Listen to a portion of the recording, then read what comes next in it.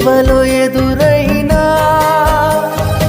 ఎన్నో సమస్యలలో నా బలమును చూచుకుని నిరాశ చెందితిని.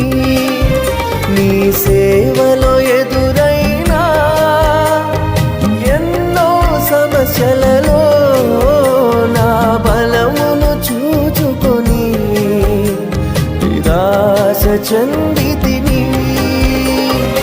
భారమైన ఈ సేవను ఇక చేయలేనని అనుకొనగా, భారమైన ఈ సేవను ఇక చేయలేనని అనుకొనగా, ప్రధాన యాజకుడా యేసు నీ అనుభవం